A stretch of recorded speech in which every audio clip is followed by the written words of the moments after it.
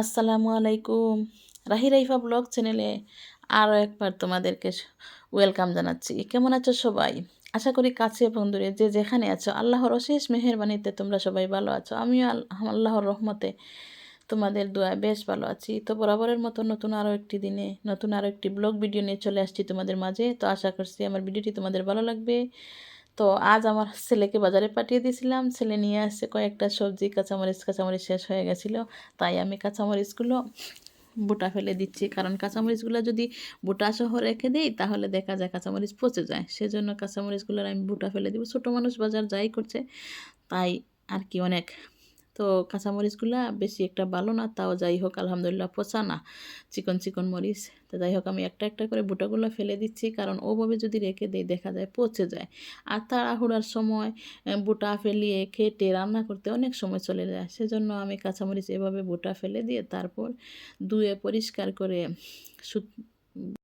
একটা কন্টেনারে তুলে ফ্রিজে রেখে দেয়, নর্মাল ফ্রিজে। কারণ হচ্ছে ওইভাবে পানি সহ রেখে দিলে মরিচ পচে যায়। যে কোনো জিনিসের যত্ন নিতে হয়, যত্ন ছাড়া জিনিস ভালো থাকে না। তো আমি এখন একটা একটা করে বুটা বাছা হয়ে গেছে আমার। তো এখন আমি ধুয়ে নেব কাঁচামরিচ। ধুয়ে নিয়ে তারপর আমি একটা কাপড়ের মধ্যে এভাবে আমি ধুয়ে রাখা মরিচগুলো আমি মেলে দেব। দিয়ে তারপর একটা টিস্যু পেপার দিয়ে আমি আস্তে আস্তে মরিচগুলোর পানি তুলে নেব। নিয়ে আমি একটা বক্সের মতন ভরে রাখবো। তো বক্সের মতন যখন রাখবো তখন আমি টিস্যু দিয়ে রাখি। তো টিস্যু সব সময় দিলে দেখা যায় টিস্যুটা শেষ হয়ে যায়। সেজন্য আমি একটা কাপড় বানিয়ে নিয়েছি। কাপড়টা দিয়ে আমি বক্সের নিচে একটা দেই। এই যে আমি একটা কাপড় বক্সের নিচে দিলাম, এর উপরে এখন কাঁচামরিচ রেখে দেব। আবার আরেকটা কাপড় আছে, সেইটা কাপড়টা দিয়ে আমি করে কাঁচামরিচগুলো ঢেকে রেখে দেবো, যাতে পানিটা শুকিয়ে যায়। পানি থাকলে কাঁচামরিচ পচে যাবে, কিন্তু পানি না থাকলে কাঁচামরিচ পচবে না। এই যে এইভাবে আমি ফ্রিজে রেখে দেবো, তাহলে আমার আর কাঁচামরিচ নষ্ট হবে না। তো এবার আমি চলে আসছি ভালো একটা খাবার নিয়ে, যেটা তৈরি করতে অনেক কষ্ট লাগে কিন্তু খেতে অনেক টেস্টি। তো আজকে হচ্ছে এই কচুগুলা আমি একজন খালাক দিয়ে গেছে আমাকে। তো কচুগুলো অনেক সুন্দর ছিল, অনেক সুন্দর ছিল, ওনার লাগানো কচু। তো এখন আমি কচুগুলা পরিষ্কার করে নেব, কারণ ওভাবে তো আর করা যায় না। উনি বলছিল একটু পরিষ্কার করে দিবে, কিন্তু আমার ওই সময়টা হয়ে ওঠে নাই, উনি পারে নাই। তো এখন আমি এগুলো পরিষ্কার করে নিচ্ছি। কচু ছিলতে গেলে আসলে হাতের অবস্থা শেষ হয়ে যায়, হাত কালা হয়ে যায়, কিন্তু কী আর করার, পরিষ্কার করা যাবে, সমস্যা নাই। খেতে হলে তো এইটুকু কষ্ট করতে হয়। তো দেখো আমি একটা একটা করে এইভাবে কচুগুলো পরিষ্কার করে ছিলে নিচ্ছি। আর পাতাগুলো আমি ফেলে দেবো না, পাতাগুলো আমি কুচি কুচি করে কেটে দিয়ে একসাথে আমি কচু শাক রান্না করব। আজকে কচু শাকটা রান্না করব আমি ছোটো ছোটো চিংড়ি মাছ দিয়ে। তো আমি একটা একটা করে আগে কচু শাকটা পরিষ্কার করে নিচ্ছি। কচুটা পাতাও দিয়ে দেবো, পাতাও রাখবো না। তো এই দেখো আমি অফ ক্যামেরায় কচুগুলো একটা একটা করে পরিষ্কার করে এইভাবে হয়ে গেছে। আর পাতাগুলোও রেখে দিয়েছি, ফালায়া দেই নাই। বুড়া পাতাগুলো ফেলে দিয়েছি, কিন্তু কচি কচি পাতাগুলো রেখে দিয়েছি, কারণ হচ্ছে ওগুলোর মধ্যেও ভিটামিন, অনেক ভিটামিন। তো আসলে কয়েকদিন পর পর এগুলা খেতে হয়, কিন্তু পাবো কোথায়, পাওয়া তো যায় না। কিন্তু আমি একটু চেষ্টা করি আর কি, যাতে একটু পাই। তো আলহামদুলিল্লাহ আমার কাস্টমাররা আসে, তো একজন খালাকে বলছিলাম, উনি দিয়ে গেছে। তো ওই দেখো আমি কুচি কুচি করে কচুগুলো কেটে নিয়েছি। তোমরাও এভাবে কেটে দেখো আমার হাতের অবস্থা কী হয়েছে, কিন্তু ওগুলো পরিষ্কার করা যাবে, কোনো টেনশন নাই। তো আমি কচুগুলো ধুয়ে কেটে নিয়েছি। এখন পাতাগুলোও কেটে নেব আমি ওইভাবে কুচি করে, পাতাও ফেলে দেব না। এইভাবে কচুগুলো কুচি করে নিলে আর কি অনেকটা ভালো হয়। তো পাতাও কুচি করা হয়ে গেছে, ওগুলো অফ ক্যামেরায় করে নিয়েছি আর কি, ক্যামেরা অফ করে। তো এবার আমি কচু এবং কচু শাক দুটো নিয়ে রান্নাঘরে চলে যাব এবং ধুয়ে নেব। ধুয়ে নিয়ে সিদ্ধ করে নেব। তো চুলার মধ্যে একটা পাতিল বসিয়ে দিয়েছি। ওটা হচ্ছে একটা রাইস কুকারের বাটি, বড় একটা রাইস কুকার ছিল। সেই রাইস কুকারের বাটি আমি এখন অনেক কাজে ব্যবহার করি, রাইস কুকারটা আমার নষ্ট হয়ে গেছে। তো এখন এই পাতিলটার অল্প পানি দিয়ে, পানিটা যখন ফুটে উঠেছে তখন কচুগুলো সব ভরে দিয়ে ঢাকনা দিয়ে ঢেকে দিয়েছি। তো ঢাকনা দিয়ে ঢেকে দেওয়ার পর একটু একটু নাড়াচাড়া দিয়ে কচুটা সিদ্ধ হয়ে গেছে, তখন একটা ডালার মধ্যে তুলে নিয়েছি। তো পুরোটা কচু আমি একসাথে রান্না করবো না, বেশি হয়ে যাবে। অর্ধেকটি আমি ফ্রিজিং করে নেব, আর অর্ধেক কচু আমি রান্না করব। এই দেখো আমার ছোটো ছোটো চিংড়ি মাছ ভাজা হয়ে গেছে, সরি। চিংড়ি মাছ ভেজে রেখে দিয়েছি। এখন হচ্ছে কচু শাক রান্না করে ফেলবো। তো একটা ফ্রাই প্যান বসিয়ে নিলাম।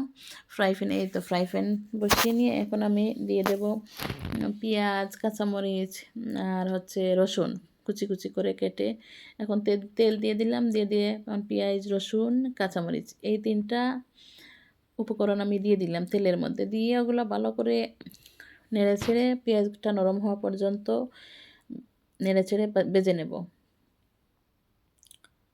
তো পেঁয়াজ নরম হওয়ার জন্য একটু লবণ দিয়ে দিলে তাড়াতাড়ি নরম হয়ে যায়। তো আমি একটু লবণ দিয়ে নিয়েছি।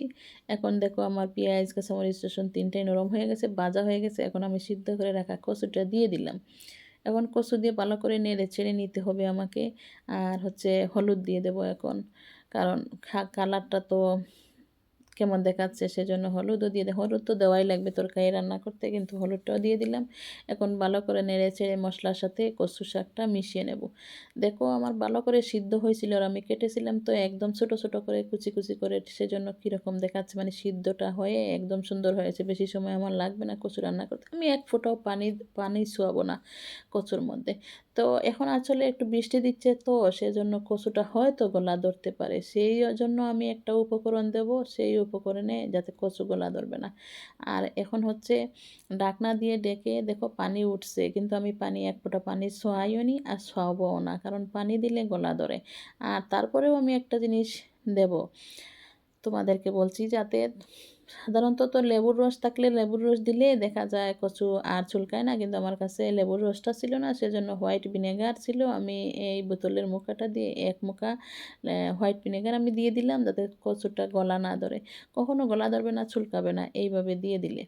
তো আমার দেওয়া হয়ে গেছে। এখন দেখো আমি চিংড়ি মাছটাও দিয়ে দিচ্ছি। তো এখন আমি কচু এবং চিংড়ি মাছের সাথে আবার হোয়াইট ভিনেগার এক মুখা 1 চামচ হোয়াইট ভিনেগার দিয়েছিলাম, সেটাও আমি ভালো করে মিশিয়ে নিচ্ছি। চিংড়ি মাছটা এত সুন্দর ভাজা হয়েছে। কচু শাকটা খেয়েছি আগে, কিন্তু ভয়েস ওভার দিচ্ছি পরে, ভিডিও যাবে পরে, কিন্তু কচু শাকটা এত বেশি টেস্টি হয়েছিল, এক ফোঁটাও গলা চুলকায়নি। তোমরা এরকম করে খেয়ে দেখতে পারো, কখনো গলা চুলকাবে না। আমাদের শুনেছি আমরা যখন কয়েকজন একসাথে হতাম তখন একটু গলা চুলকালে পড়তাম আমরা নাকি জগরাটে, সেজন্য নাকি আমাদের গলা চুলকায়। আসলে বর্ষাকালের কচু, একটু বৃষ্টির দিনের কচু আনলে একটু চুলকায়, কিন্তু আমরা মজা করে বলতাম জগরাটে মেয়েদের নাকি গলা চুলকায়, জগরাটে মানুষের। তো এইভাবে 1 ফোঁটা ভিনেগার দিয়ে দিলে, 1 চামচ ভিনেগার দিয়ে দিলে আর চুলকাবে না। তো কচু শাক, চিংড়ি মাছ সব কিছু একসাথে আমার মিশে গেছে। এখন আমি ধনেপাতা দিয়ে দেবো। আমার যে ধনিয়া পাতাটা সেটা হচ্ছে আমার ছাদের বাগান থেকে নিয়ে আসবো। কিন্তু ওই ধনিয়া পাতাটা সাধারণত ধনেপাতা না, ওটা হচ্ছে বিলেতি ধনিয়া পাতা বলে। তো আমি এটা আইনিয়া কেটে রাখছি। এখন আমি দিয়ে দেবো ভালো করে নেড়ে চেড়ে, তারপর দিয়ে দেবো। আমার ছাদে ওগুলো আছে, ওগুলো আমার কিনা লাগে না আলহামদুলিল্লাহ। এই দেখো আমি কেটে রেখে দিয়েছি, এখন দিয়ে দেবো। এই পাতাটা দেওয়ার পর কচু শাকের স্বাদ আরও দ্বিগুণ বেড়ে যায়, এত বেশি ঘ্রাণ হয়। পাতাটাও তো আসলে হচ্ছে প্রাকৃতিক পাতা, ঘ্রাণ বেশি। আর কচু শাকের মধ্যে যখন দেওয়া হয় এত বেশি টেস্টি হয়। তো আলহামদুলিল্লাহ এখন আমার শাক ভাজিটা হয়ে গেছে। তো এরকম করে তোমরা খেয়ে দেখতে পারো। আর হচ্ছে আমার রান্নার মধ্যে যদি কোনো কিছু ভুল ত্রুটি হয় তোমরা আমাকে কমেন্টে জানিয়ে দিও। আর তোমরা যারা আমার নতুন বন্ধু আমার ভিডিও দেখো তোমরা ফুল ওয়াচ করে দেখবে। আর যারা আমার পুরাতন বন্ধু সবাইকে অসংখ্য ধন্যবাদ। সবাইকে অসংখ্য নতুন বন্ধু, পুরাতন বন্ধু আমার ভিডিওটি ফুল ওয়াচ করে দেখবে। এখন আমি একটা বাটির মধ্যে সার্ভ করে দেখে নিচ্ছি। আমি আবার এইসব জিনিস রান্না করলে তাড়াতাড়ি খেয়ে নেওয়ার চেষ্টা করি গরম গরম। তোমরা ভালো থাকবে, সুস্থ থাকবে, আমার জন্য দোয়া করবে। আল্লাহ হাফেজ।